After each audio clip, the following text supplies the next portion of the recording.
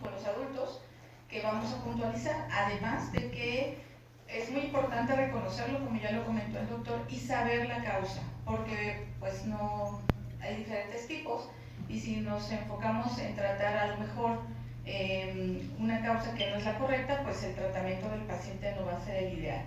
Bueno, dentro de las causas que pueden llevar a paro a un paciente pediátrico, a diferencia del adulto, donde lo más frecuente son las arritmias o problemas cardíacos, en los niños tenemos estas dos circunstancias, lo que sería la insuficiencia respiratoria y el choque. Y de acuerdo a los consensos y a lo que sería el curso de reanimación avanzada pediátrica, que la última versión es 2015, el reconocimiento temprano de estas entidades es lo que puede mejorar la mortalidad en estos pacientes. Entonces, en esta plática vamos a ver algunos conceptos, sobre todo enfocados a lo que puede presentarse durante el manejo anestésico.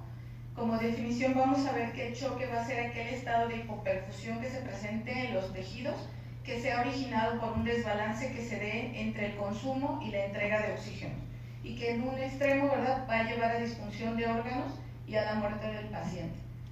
Estos son los componentes de los cuales se va a dar esa regulación de entrega y consumo de oxígeno, y sabemos pues que está fundamentado en lo que sería el gasto cardíaco. Y de este va a depender de estos componentes, que son la precarga. En el paciente pediátrico son muy susceptibles a las pérdidas de líquidos, y ahorita en la plática anterior estaban comentando, ¿no?, los defectos abdominales, en los sangrados. Entonces todo esto se puede presentar durante el manejo anestésico, y es muy importante considerarlo, tener bien óptima la precarga del paciente pediátrico. También son susceptibles de tener problemas en la contractilidad. Sabemos que muchos agentes anestésicos son potentes inotrópicos negativos, entonces hay que tener mucha consideración con esto, sobre todo en los pacientes cardiópatas. Y bueno, hay condiciones que pueden aumentar la postcarga en los niños y por ende alterar cualquiera de estos que se presenten.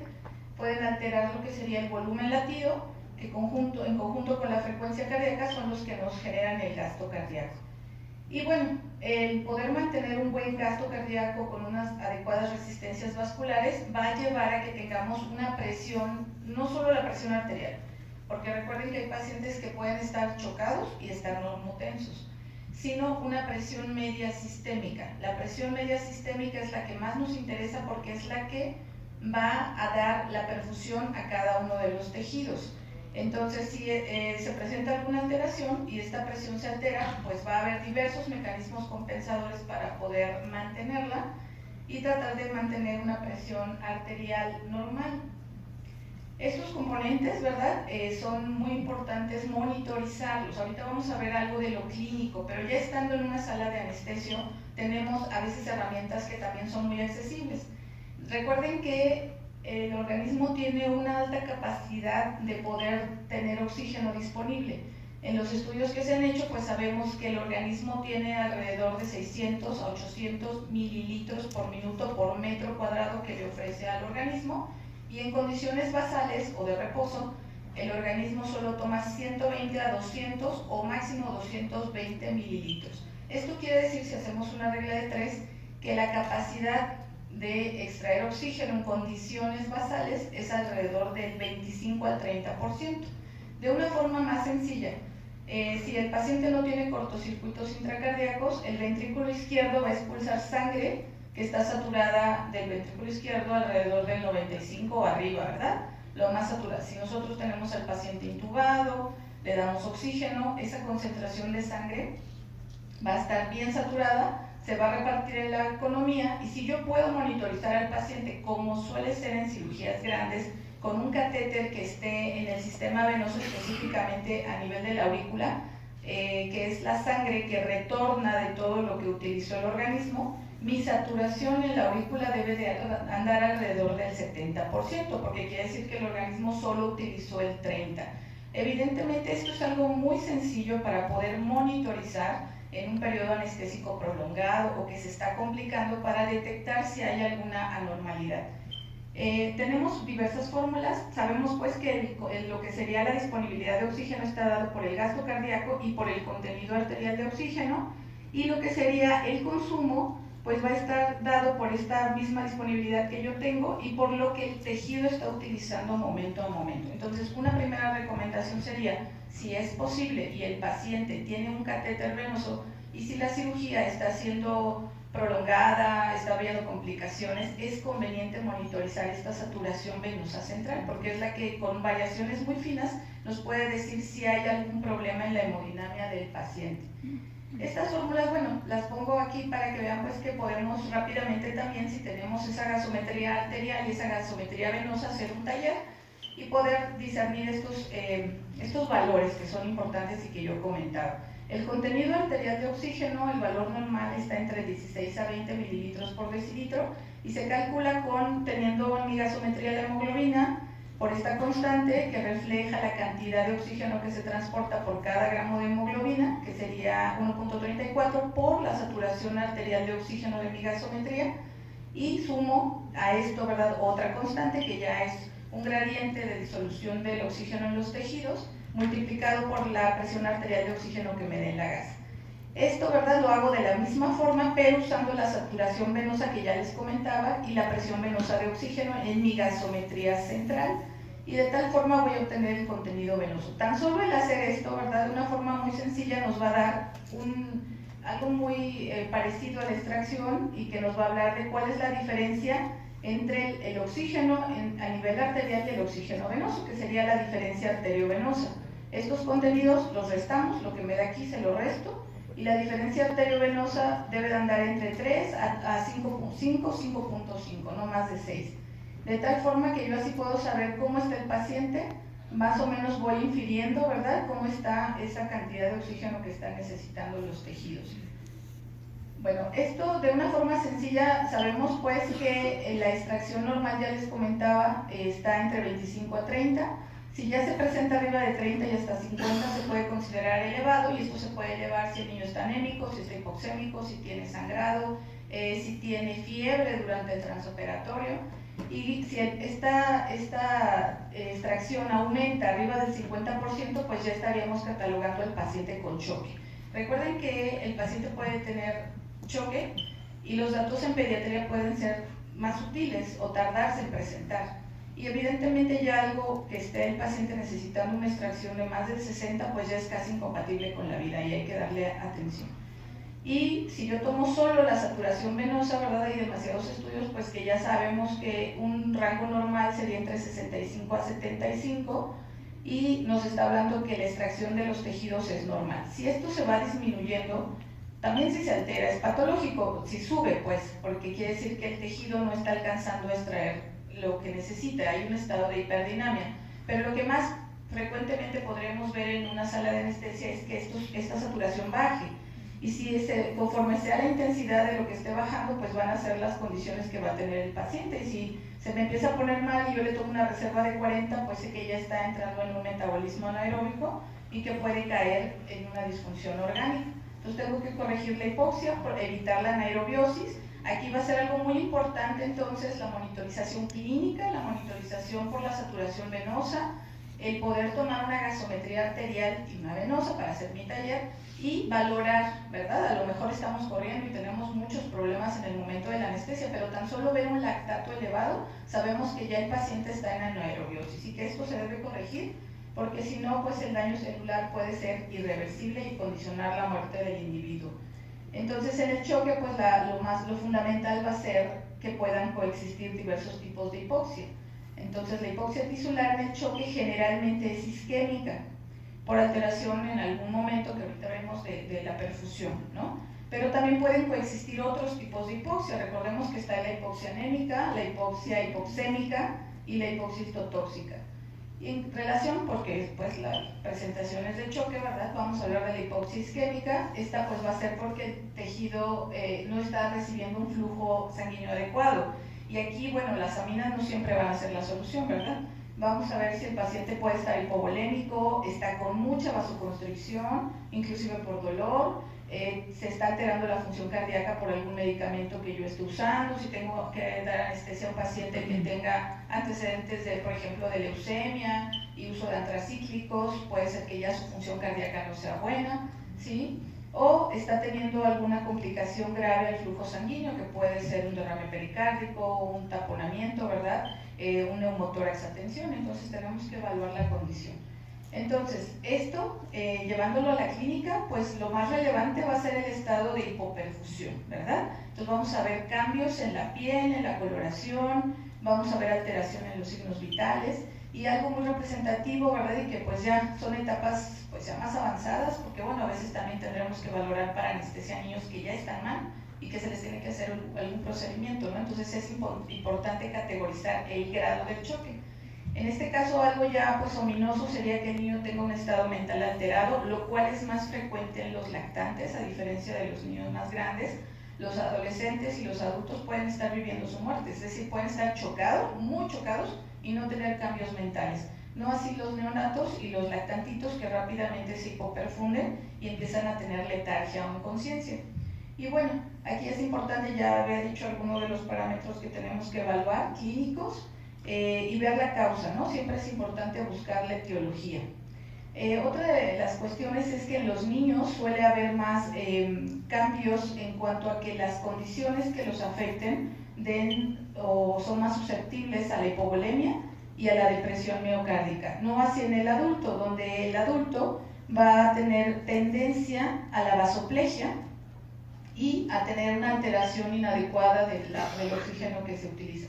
Entonces es muy importante hacer estas diferencias, porque el niño va a responder rápidamente al manejo con líquidos y al manejo inotrópico, y a lo mejor el adulto va a responder más fácilmente al manejo con algún preso. Subiendo un poquito la presión arterial lo podemos compensar. Entonces es importante saber esto. La presentación en los niños puede llegar a ser sutil, tener solo taquicardia, taquipnea, y en algunos casos puede pasar desapercibido el choque. Es importante porque estas son oportunidades para dar intervenciones tempranas, ya que, pues ya dijimos, esto puede llegar a ser una cuestión irreversible. Recordemos también que en los niños más pequeños, en los neonatos y en los lactantes, que para este fin vamos a decir a los menores de 1 año, suelen tener una frecuencia cardíaca basal más alta que el adulto, y por ende, pues sobre todo los neonatos tienen un volumen sistólico fijo, por lo que cualquier cuestión que altere la frecuencia cardíaca sin duda va a influir en el gasto cardíaco.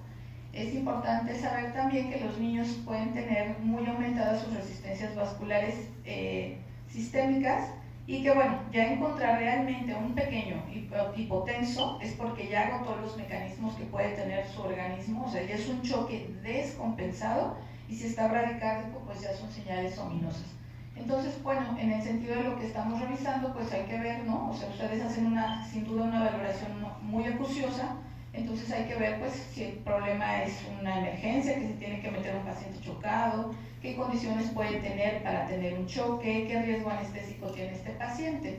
Y entonces, si en nuestra anestesia, en nuestro procedimiento, estamos teniendo alguna cuestión, es importante dilucidar dónde está el problema. Entonces, para fines pediátricos hay 4 tipos de choque. Lo que sería el choque hipovolémico, que a su vez podemos tenerlo hemorrágico y no hemorrágico, el choque cardiogénico, el choque distributivo, que dentro del distributivo vamos a tener 3 grandes grupos, lo que sería el choque séptico, el choque neurogénico y el choque anafiláctico, que también es algo que se ve frecuente o se puede presentar en anestesia. Y el choque, lo que sería el choque obstructivo, aquí está, el choque obstructivo, que generalmente va a ser dada por todas aquellas condiciones que alteren el funcionamiento del corazón y alteren lo que sería la poscarga. Estrictamente, si se nos hace, por ejemplo, un neumotórax a tensión, o el niño tiene un derrame pericárdico o un derrame pleural considerable, nos pueden dar choque obstructivo. Algunas estrategias de ventilación. Y bueno, hay pacientitos en etapa neonatal que pueden ser dependientes del ductus, y si ese ductus se cierra, también pueden entrar como un choque obstructivo. Las causas más frecuentes referidas, tenemos que saber que un paciente pediátrico puede ser cualquiera, a veces pueden estar combinadas estas causas, pero lo que generalmente vemos más frecuentes pues es el choque séptico. En el choque hipovolémico, esto es en una revisión en terapia intensiva, ¿verdad? Es el que sigue. Sin duda, para a lo mejor lo que nosotros vamos a ver más en anestesia es el de tipo hemorrágico, que es como el que voy a comentarles un poquito más acuciosamente. El choque distributivo, pues entraría el anafiláctico y el séptico, y el cardiogénico. Es muy importante evaluar en forma general al niño. Recuerden que en la evaluación pediátrica tenemos diversos momentos y diversos métodos para evaluar. Entonces, desde el hecho de hacer una evaluación inicial cuando estamos recibiendo al niño y ver estos rubros, ¿no? Lo que sería el ABC, la apariencia, el A sería la apariencia, el B cómo está la respuesta o la respiración y en el C la circulación, porque desde ahí podemos irnos dando cuenta que el paciente tiene un problema. Y en pediatría también usamos, categorizando una vez la posibilidad de dificultad o insuficiencia respiratoria y o choque, hay que hacer una evaluación primaria, la cual se menciona nos toma de 3 a 5 minutos. Esta evaluación primaria comprende el A, B, C, D, E. En el A, pues nosotros vamos a ver la vía aérea, si es permeable, si no es permeable, si es mantenible o no mantenible, si el paciente tiene algún ruido extraño para la respiración. En el B, pues vamos a saturar al niño, aquí ya estamos revisándolo y tocándolo y tomando signos vitales. Vamos a ver la saturación, vamos a ver la frecuencia respiratoria, el trabajo respiratorio que esté teniendo este paciente, rápidamente lo vamos a auscultar para ver si se encuentra algún problema. En el C, pues la circulación es importante ver el valor de la frecuencia cardíaca, aquí recuerden que va a ser dependiendo de la edad. Vamos a ver la presión arterial y los datos de perfusión tisular, como sería el llenado capilar, los pulsos, la temperatura de las extremidades, y algo importante es tomar la presión arterial en los niños para que si hay algún problema veamos si el estado es compensado o descompensado y podamos ver qué tan avanzado está. Y en el D, generalmente es una exploración neurológica rápida que comprende por lo menos el Glasgow y la evaluación de las pupilas, la reactividad. Y en L, pues es revisar al paciente en cuanto a la temperatura y en cuanto a quitarle toda la ropa para poder ver si tiene algún área de sangrado, alguna lesión, alguna situación pues que pueda comprometerlo. Estos son los mecanismos de compensación que hay en los niños. El primero va a ser que ante cualquier insulto pues van a aumentar su frecuencia cardíaca y pues se van a presentar con taquicardia. Entonces, esa taquicardia puede ser suficiente para que de forma transitoria una anemia la puedan compensar, o el que tengan fiebre, o el que estén teniendo hipoxemia. Pero bueno, son mecanismos finitos que, como dijimos, ya si encontramos un niño bradicárdico, pues realmente ya está preparo, ¿no? Otro mecanismo que se presenta cuando esto no es suficiente es que se redistribuye el flujo sanguíneo para preservar la función de órganos vitales, como lo es el cerebro y el mismo corazón. Entonces hay una redistribución de este flujo sanguíneo, se aumentan las resistencias vasculares sistémicas y por ende vamos a ver cambios importantes en la coloración de la piel.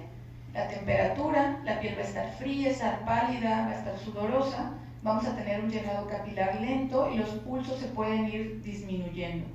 Y si esto no es suficiente para compensar el problema que está teniendo nuestro paciente, entonces vamos a ver que se van a sacrificar también lechos de la circulación mesentérica, de la circulación renal, y el paciente puede tener ilio, puede tener lo que serían vómitos, inclusive pues ya tener oliguria. Es importante, además de los datos clínicos que hemos hablado y del monitoreo que se puede ofrecer, el siempre tomar la presión arterial de la manera más adecuada de acuerdo a la edad y con los instrumentos adecuados y poder categorizar el qué percentila de presión arterial está, como les comentaba, para saber si el estado de hipoperfusión todavía está compensado o no. Y estrictamente este es un cuadro muy sencillo que nos brinda la Asociación Americana del Corazón para poder saber el rango de presión sistólica mínima que yo espero en un niño. De tal forma que en los neonatos el mínimo de presión sistólica con el cual podríamos considerarlo normal es 60 milímetros de mercurio, en niños hasta un año 70, y a partir de esta edad y hasta los 10 años vamos a utilizar esta fórmula, que será 70 que ya tenemos aquí, más la edad en años, ¿verdad? Multiplicada por 2, es decir, un niño de 5 años, 5 por 2 son 10, más los 70 serán 80. Entonces 80 será su presión sistólica mínima, con la cual pues yo sé que todavía no está hipotenso. El choque hipotensivo o el choque descompensado, sin duda ya es un estado más avanzado y es una emergencia, ¿no? Ya evidentemente detectar desde antes algún dato de hipoperfusión ya es algo grave, pero si se nos hipotensó, entonces tenemos que correr mucho más, ¿no? Y en niños más grandes de 10 años pues ya se considera como un límite de un valor de 90. Sin duda no vamos a manejar la presión. También es algo importante para el manejo no tener como meta subir la presión, sino mejorar la perfusión. A veces hay pacientes que con una presión límite podemos tenerlos bien perfundidos, entonces tampoco queremos presiones altas o a veces normales, sino una muy buena perfusión. Pero esto sí me parece muy adecuado que lo sepamos de una forma rápida para saberlo. Entonces son los datos más importantes, los que nos pueden dar las claves, pues ya va a ser la frecuencia cardíaca, las alteraciones, ya dijimos estos datos de hipoperfusión. Es importante ver la calidad de los pulsos, tanto centrales como periféricos, el estado mental y bueno, pues todo lo que sería para poder categorizar, ¿no? Ver el estado de hipoperfusión que tenga el niño. En general también sabemos que hay dos tipos, en el niño se pueden presentar dos tipos de patrones en el choque. Lo que sería el choque hipodinámico, que se va a caracterizar por ya alteraciones en el gasto cardíaco y aumento en las resistencias periféricas, y el choque, que también se llama choque frío, y el choque hiperdinámico, choque caliente, es decir, el niño no se ve mal, no se ve hipoperfundido, de hecho lo vemos rubicundo, está caliente de las extremidades, ¿verdad? Eso sabemos que también es un dato de mala perfusión. El niño puede estar con mucha vasodilatación, que algunos medicamentos nos los pueden dar, la sepsis también, algún tipo de anestesia, alguna reacción, ¿verdad? Nos pueden dar este estado de hiperdinamia y el niño pues va a tener una mala entrega de oxígeno a sus tejidos porque toda la cantidad de flujo sanguíneo está en la piel. Quizás no es lo que vamos a ver más frecuente, en niños sí se puede presentar, generalmente si hay algún problema vamos a ver más este patrón de choque frío. Y aquí pues es lo que habíamos dicho, las extremidades están moteadas, los pulsos disminuidos, el llenado retardado. Y el choque caliente es diametralmente opuesto, ¿verdad? Tenemos el llenado en flash, los pulsos saltones y tenemos, aquí es importante ver que aquí la diferencial de pulso, ¿verdad? Está estrecha y aquí la diferencial de pulso, si está aquí equivocado, es amplia. Es decir, aquí el problema son un gasto cardíaco alto y resistencias disminuidas. Entonces, por ejemplo, tenemos aquel paciente que tiene 130, ¿sí? Tiene 90-20, o sea, tiene diastólicas muy bajas con una diferencial entre la sistólica y la diastólica de más de 40 milímetros de mercurio. Ajá. El grupo de recién nacidos, pues también es un grupo especial, ¿verdad? Los datos iniciales pueden ser sutiles, no sé, estamos teniendo un niño que, por ejemplo, nos llaman a que le van a hacer un procedimiento, pero previamente ha tenido alguno de estos datos, pues ya son suficientes para pensar que pueda tener choque. También de acuerdo a la causa podemos tener el patrón y así vemos que el choque hipovolémico, cardiogénico y obstructivo es más frecuente que coexista con un patrón frío o de hipodinamia. Y el choque distributivo, que ya dijimos, es el choque medular, el choque séptico y el choque anafiláctico, pueden tener tendencia a un patrón hiperdinámico, aunque esto no es exclusivo. Entonces, las causas más frecuentes tenemos que evaluar en cada una de ellas para diferenciar si mi paciente es puramente hipovolemia, si es el corazón, si está teniendo sepsis o está teniendo algún otro trastorno. Y brevemente voy a describir lo más relevante de cada uno, ¿verdad? En el choque hipovolémico sabemos que lo más característico va a ser esa precarga disminuida con una poscarga aumentada porque se está tratando de compensar el problema. En el choque cardiogénico, pues todos aquellos mecanismos que nos lleven a tener una buena contractilidad. Y bueno, digamos que el que pueda tener combinación de estos va a ser el choque distributivo porque puede haber vasodilatación con una hipovolemia relativa y alteración para el retorno venoso del corazón. Y en el choque de tipo obstructivo, que es el menos frecuente pero se puede presentar una obstrucción física para el flujo sanguíneo. Los métodos que yo voy a utilizar durante mi procedimiento, ¿verdad?, pueden ser muy variados, ¿sí?, para poder monitorizar al niño, además de lo clínico. Es indispensable la medición de la pulsioximetría, es indispensable monitorizar toda la respuesta, el CO2 exhalado, valorar continuamente el nivel de hemoglobina. Si es necesario y sospecho que en la intubación o en la colocación de un catéter hay algún problema, tomar nuestra radiografía, ¿verdad?, no hasta que vaya a salir el niño, a lo mejor adelantarla si es que pienso que tiene un neumotórax.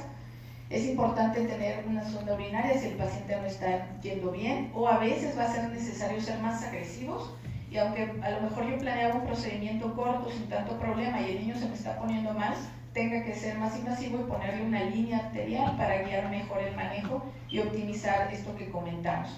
Monitorizar la PVC, que en esta pues realmente no hay un valor normal en los niños. Es muy importante, ahorita hay mucha tendencia a ver más bien la responsividad a líquidos con la PVC, ¿sí?, y hacer una prueba de elevación pasiva de las extremidades, por ejemplo, porque a veces estoy pase líquidos y el paciente ya no responde a los líquidos. Recuerden que una carga nos debe disminuir de 10 a 15 latidos cardíacos. Si esto no se presenta así y no mejora la perfusión, puede ser que el paciente ya no esté tolerando el volumen, y por eso es importante monitorizar la PVC.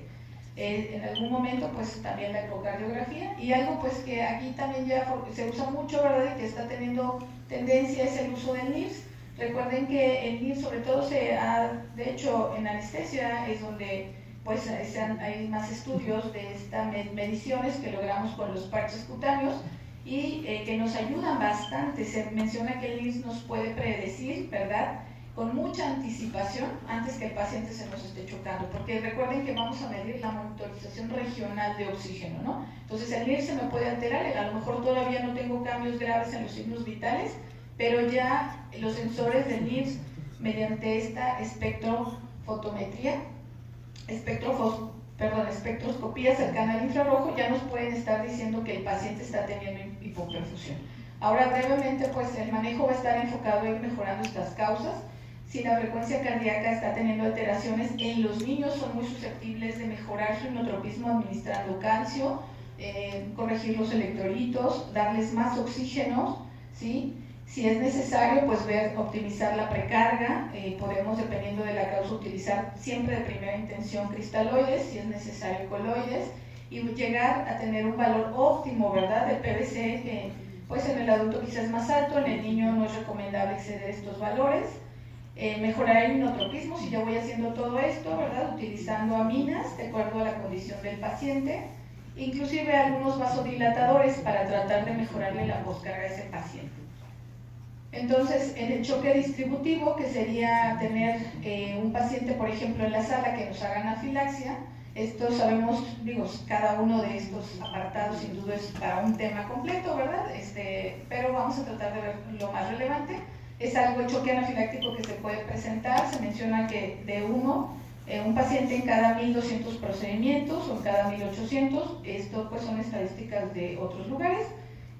Sabemos que esto va a estar dado mediado por una respuesta no inmune a través de la IgE, y en 50-60% pues ya el paciente puede tener algún antecedente. De ahí la importancia de conocer perfectamente la historia de nuestros pacientes. La mortalidad suele ser baja, y hay condiciones, ¿verdad?, transoperatorias que pueden aumentarlas. Principalmente pues se ha visto relacionado con los relajantes, con los antibióticos, y a veces con las alergias que tienen a los componentes que los pacientes no conocían, ¿no?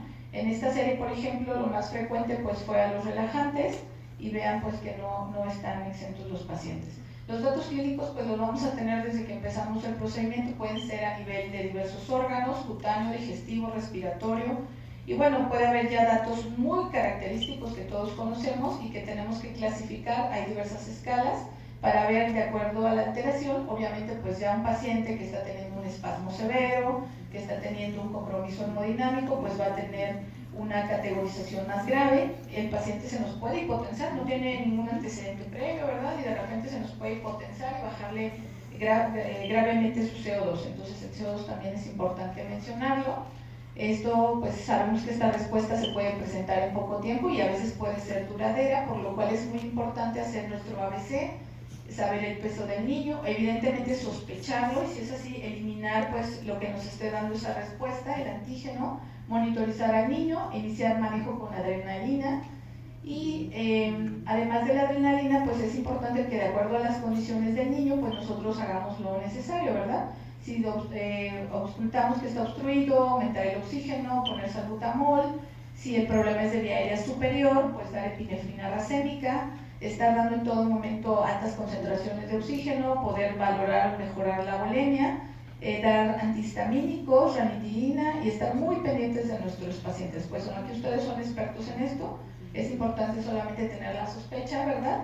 También podemos tener al paciente con un proceso séptico, a lo mejor va a entrar para la devalidación de un absceso con un abdomen que se suponía pues no estaba tan mal, y recuerden que a veces la translocación es muy rápida, y un paciente que estaba aparentemente bien en algún momento se nos puede descompensar, hacer mucha bacteremia y ponerse mal en el quirófano. Entonces es importante identificarlo, seguir haciendo nuestro balance de lo que hablamos al principio de lo que sería balancear la entrega y el consumo de oxígeno, bajarle la fiebre, empezar antibióticos, a lo mejor no se habían recibido, en el quirófano ponerlos, y a lo mejor ver que ese paciente pues saliendo del quirófano ya no va a ir a recuperación, sino lo tenemos que llevar a terapia, por ejemplo, ¿no? Entonces, en el choque en pediatría por sepsis, los pacientes son muy susceptibles a tener hipovolemia en forma temprana, aunque previamente no hayan tenido pérdidas. Recuerden que hay una redistribución del flujo sanguíneo, por lo cual pues ellos responden rápido con líquidos. Tenemos que evaluar todo esto muy rápido, pues aquí hay ya bastantes escritos, ¿verdad? Y campañas para poder detectar la sepsis y sospecharla. Y de hecho pues ya están los algoritmos, ¿verdad? Lo que tenemos que hacer en la primera hora del choque, pues evidentemente lo primero es reconocerlo, administrar oxígeno, empezar los bolos de líquidos que son de 20 mililitros por kilo de soluciones cristaloides. Y bueno, anteriormente nos recomendaban que hasta 3 en una hora, ¿no? Aquí realmente la recomendación va a ser la cantidad de líquidos que el paciente necesite. Si el paciente se nos está poniendo mal, tendremos que buscar otra forma de monitorizarlo y estar viendo si el niño tiene o no respuesta a los líquidos para también evitar la sobrecarga. En el caso de utilizar inotrópicos, lo que se nos recomienda de primera entrada actualmente es podemos usar dopa o podemos usar epinefrina cuando el choque es refractario a líquidos y ya estamos pensando que ese paciente sí va a necesitar una vía central para poder checar lo que comentamos, la reserva. Y bueno, si llegamos a la primera hora, que a veces pues a ustedes les toca, ¿verdad? Porque a veces no se suspenden las cirugías, o se tiene que quitar un absceso, o se tiene que debridar un foco necrótico, entonces pues el paciente está con ustedes, considerar iniciar esteroides si el paciente tiene algún riesgo de insuficiencia adrenal. Y bueno, otro tipo de monitoreo, pero quizá este pues ya va a ser en la terapia intensiva, es manejando de acuerdo a metas. Si nuestra meta va a ser tener una saturación venosa de 70, optimizar los niveles de hemoglobina y a veces tener que usar monitoreo más avanzado para poder tener la meta que sería nuestro gasto cardíaco adecuado. Y una última estrategia pues será el uso del ECMO, ¿no? Cuando el paciente no responde. Entonces, poner los líquidos, checar si el paciente tiene acceso, grandes vías, ahí ustedes también son expertos, y creo que será, a lo mejor, no sé si a alguno le ha tocado, pero poner un ultraóseo en el quirófano, no, pues se me hace como que no, pero pues si es necesario, pues, o un catéter, ¿verdad? Y valorar de acuerdo a la condición, si el choque es séptico, hay que ver si es un choque hiperdinámico caliente, porque ahí nuestra amina de elección no sería adrenalina, sino noradrenalina, y si el choque es frío, lo que usamos de elección es adrenalina. Entonces, las recomendaciones entonces va a ser en cuanto a los líquidos, los antibióticos, optimizar el manejo con las aminas y tener mucho cuidado que nuestra técnica y nuestro manejo ventilatorio no favorezca hipotensión o bradicardia. El choque pues es tiempo dependiente, es muy importante poder reconocerlo a tiempo, ¿verdad? Y brevemente, solo ya porque estoy con el tiempo, voy a hablar de lo que sería, lo que quizá más frecuente vamos a ver, ¿no? Que sería la hipovolemia por choque hemorrágico, porque eso es algo que a veces está fuera de nuestras manos y en los procedimientos es algo que se puede presentar. Entonces es muy importante, ¿verdad? Que ya lo hemos dicho, los niños son muy susceptibles a los cambios en el volumen. Tenemos que tener muy en cuenta el peso del niño y el estimado que tenemos de la volemia, ¿verdad? Porque a veces pasa un niño de 5 o 7 kilos que ya sangró 300 mililitros, a lo mejor por el volumen no nos pareciera mucho, pero si consideramos que la volemia de ese niño son 500 o 600 mililitros por el peso, entonces